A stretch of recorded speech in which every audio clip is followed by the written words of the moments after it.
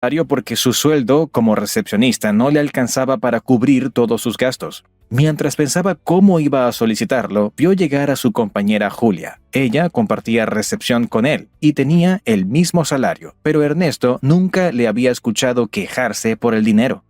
Ese día, Ernesto tomó valor y le preguntó a Julia cómo podía vivir sin deudas e incluso tomar 2 semanas de vacaciones todos los años, si ambos tenían un bajo salario. Ella le respondió que todos los meses, apenas cobraba, identificaba sus gastos habituales como la renta, los servicios y la comida, y los organiza dentro de la regla 50-30-20. 50% de sus ingresos para los gastos habituales o básicos, el 30% para los gastos personales y el 20% para el ahorro. Ernesto ya estaba por abrir la boca para preguntar por ese porcentaje de ahorro, pero entonces Julia le aclaró que al principio no fue fácil ahorrar el 20% de su ingreso. Empezó con un 5% y poco a poco, a la vez que ajustaba sus gastos no esenciales, fue aumentando su porcentaje de ahorro hasta lograr la meta del 20%. De esta manera, Julia lograba mantener el equilibrio entre los gastos y los ahorros y nunca dependía de las tarjetas de crédito. A Ernesto le encantó la idea de no depender de nadie para llegar a fin de mes, así que al mes siguiente intentó identificar sus gastos para aplicar esta regla. Se dio cuenta entonces de que, a diferencia de su compañera, él destina más de la mitad de su salario en gastos personales. Por ejemplo, había cambiado su celular por un modelo más nuevo 2 veces en el último año. Cuando le contó esto a Julia, ella le explicó que para mantener los gastos no habituales a raya, siempre usaba la técnica de las 3 preguntas. ¿Necesito esto ahora mismo? ¿Estaré bien si no lo compro? ¿Tendré suficiente dinero después de comprar esto? Así, Ernesto se dio cuenta de que no había sido necesario cambiar su celular, que comprarlo le causó más problemas que soluciones, y sobre todo, que después el dinero no le alcanzaba. Hábito número 1. Planifica tus gastos a principio de mes y reduce al máximo todos aquellos que no sean esenciales.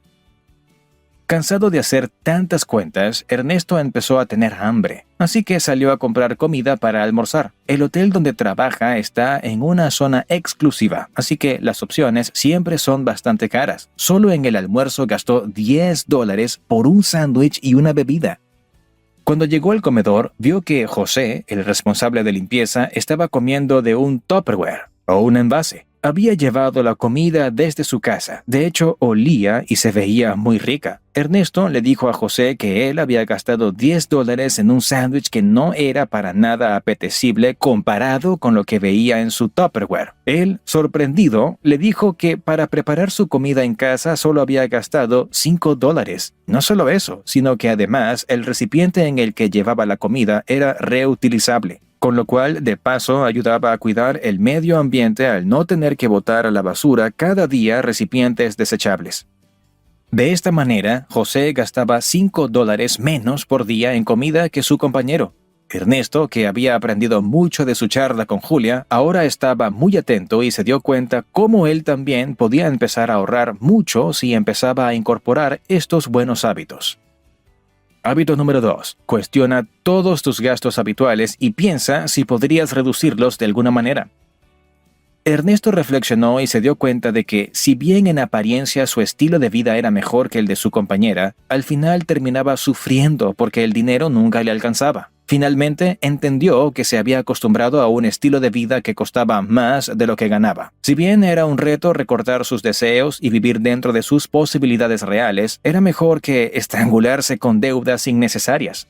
Por eso, empezó a buscar información para organizar sus ingresos. Mientras volvía de su trabajo, se puso a escuchar un podcast sobre finanzas y comenzó a aplicar una gran recomendación: eliminar todas las opciones de pago o rellenado automático de los datos de la tarjeta en los sitios en los que compraba con frecuencia. Así, tenía unos minutos más para frenar sus deseos y pensar en cuánto dinero estaba gastando antes de pulsar el botón de comprar. Hábito número 3. Vive acorde a tus posibilidades y no a tus deseos.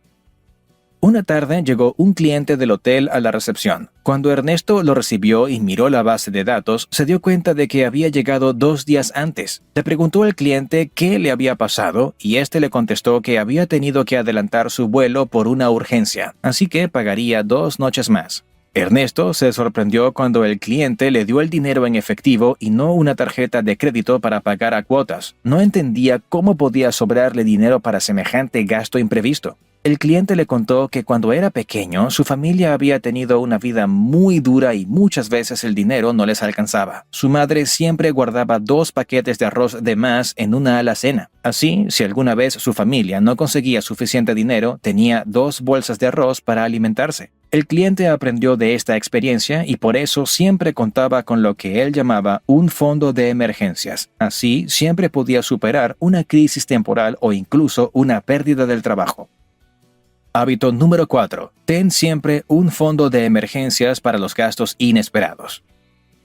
Ernesto empezó a poner en práctica todo lo que aprendió. Dejó de comprar algunas cosas que le gustaban, pero que no necesitaba. Empezó a preparar su comida en casa, a administrar su dinero para no gastar más de lo que se gana, lo que le permitió empezar a hacer sus primeros ahorros con el propósito de crear su fondo de emergencias. Ahora no solo no tiene que pedir más adelantos ni dinero prestado, sino que está organizando sus próximas vacaciones. Eso sí, sin generar deudas. Ahora coméntanos si incorporas algunos de estos hábitos para tener una economía saludable. Y si tienes otros, compártelos con nosotros. Hasta el próximo video.